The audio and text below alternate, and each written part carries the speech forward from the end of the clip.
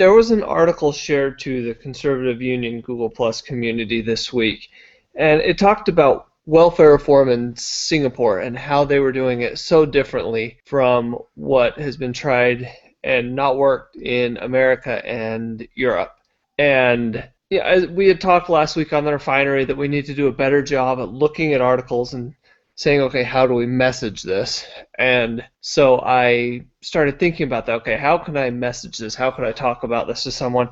And I was thinking about how often conservatives make stupid mistakes and say, it seems like anytime there's a debate or a discussion on welfare reform, the conservative falls into the same trap, and they end up saying something like, well, if all the dumb, lazy people would just get off their butts and go to work. It always comes down to something stupid like that. And that it might be true in some cases, but the majority of them it's not true.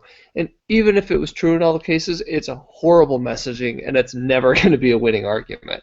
So I thought we could take the Singapore model and we can talk to some people and message it in a lot better way. So what I was saying is we can talk to the person and say, I was thinking the other day, and I think you're right. I was thinking about the poor people and what we can do to help them. And at this point, you're kind of disarming them. They're saying that you don't care about the poor, and you're showing, what I do. This hasn't been working.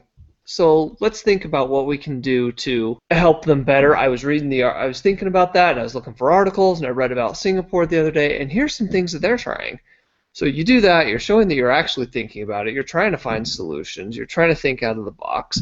Then you bring up the example and some things that Singapore's done. The article starts out by saying they have capitalism, they're the second freest market in the world, and that's why they've gone from $500 a day or a year per capita to $52,000 per year per capita, and they have the highest rate of home ownership in the world at I think over 95%. So that's a huge part of it. And then the second part is that they've done what they kind of call a forced savings, and they take a percentage from each person's paycheck, like we do with Social Security and now Obamacare, and then they take a portion also from the employer to pay for the person, like we do again with Social Security and Obamacare. But instead of paying into those wasteful programs, they give you the option to kind of put it into 4 different accounts. There's a health savings account, there's a schooling, there's a retirement, and there's a home account. And so the money gets put into these accounts that can only be used for those purposes. And then just kind of talk to them. Now, obviously, this is showing that you want to talk to them, not debate them, not say their model's bad or anything. Just, what do you think about this? Is this something we could work on? Is this something we could come together on? And, the parts I don't like are definitely about the government forcing you to save things. That's not really a good plan, but it's definitely a step in the right direction, and it's a lot better than where we are now, in that the government takes it for Social Security, you never see it again. It's just gone. I really loved that article. I thought it was a fantastic answer to help with these issues. And I really wish that I could save my own money for retirement and have it in my own account and invest it how I see fit, instead of paying into this huge pool where it's mismanaged and spent. And I think that for people our generation and younger, Social Security is always a great thing to talk about, because I don't know anybody in their 30s and younger who believe they're actually going to see a penny of their own Social Security. So it's not so much that any of us are advocating for the solution that Singapore has, although we're fascinated with the results.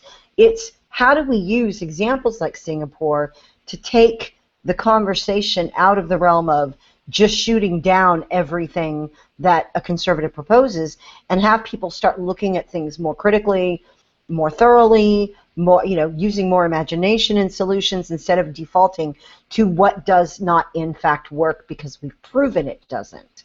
And I want to make that really clear, that what Ryan is talking about is, here's one solution that you can use to talk to people about changing the system, not necessarily advocating for that system, but bringing it up as a decoy.